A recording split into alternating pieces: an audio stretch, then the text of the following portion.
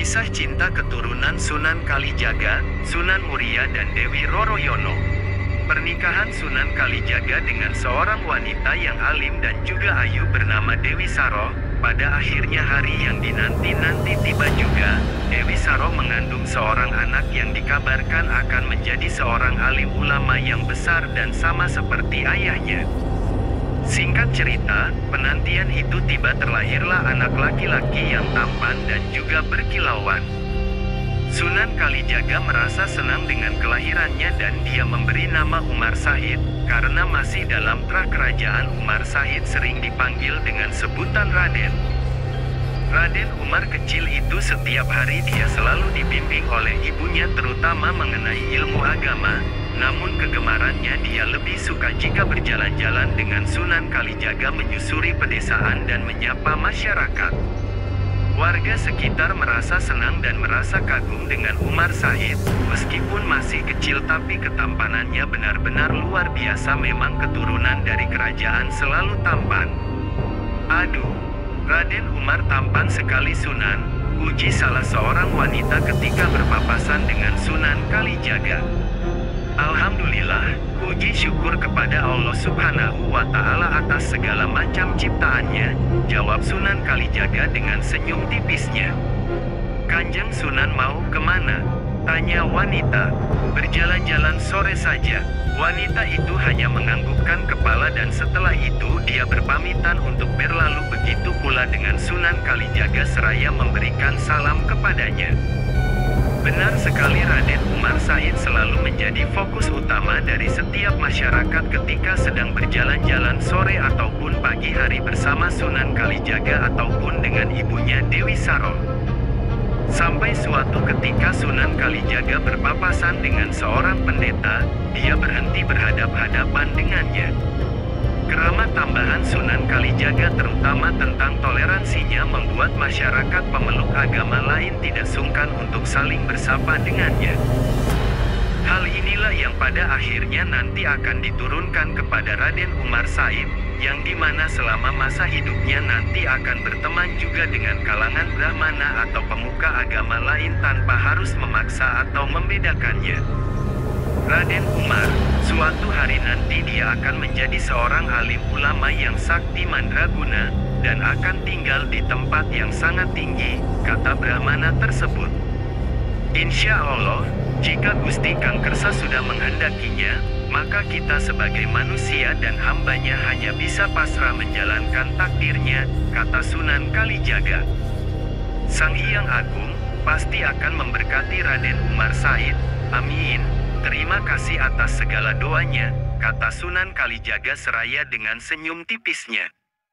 Singkat cerita, beberapa tahun berlalu Raden Umar Said sudah tumbuh menjadi seorang remaja yang tampan dan gagah berani. Kayak lokan tubuhnya itulah yang membuat banyak sekali orang terpana pada dirinya, terutama remaja-remaja gadis banyak sekali mengaguminya.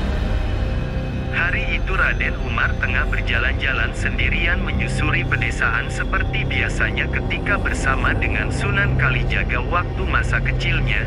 Dia merasa senang jika bercengkrama dengan masyarakat, banyak sekali ilmu yang diambilnya. Kegemarannya inilah yang pada akhirnya membuat masyarakat terpana dengan sikap sopan santunannya, bukan hanya sekadar pada parasnya. Lemah lembut yang diperlihatkan Raden Umar Said kepada masyarakat, membuat warga sekitar merasa nyaman dengan dirinya, bahkan tidak sungkan-sungkan meskipun Raden Umar Said masih tera kerajaan. Kembalikan tongkatku, tiba-tiba saja terdengar suara gadis kecil yang tidak jauh dari jalan. Tongkatmu, apa yang sudah berada di tanganku ini akan menjadi milikku. Tidak jauh dari sana tampak anak seusia Raden Umar Said tengah memegang tongkat. Di samping anak tersebut ada beberapa pengawal, menjaganya seakan-akan dia adalah anak yang istimewa, mungkin masih kalangan kerajaan. Gadis kecil itu terus merengek agar diberikan tongkatnya. Hai, tidak pantas kamu berlaku seperti itu, serahkan tongkatnya kepada adik kecil ini, seru Raden Umar Said. Sontak saja suara Raden Umar Said membuat anak itu langsung melirik kepadanya. Dengan wajah sangar dan juga menunjukkan ekspresi kekesalannya, membuatnya semakin murka. Kamu tidak usah ikut campur, aku ini anak adipati, jadi rakyat jelata sepertimu harus tunduk padaku, kata anak tersebut dengan angkuhnya. Jadi seorang anak adipati, hanya berani melawan gadis kecil, kata Raden Umar.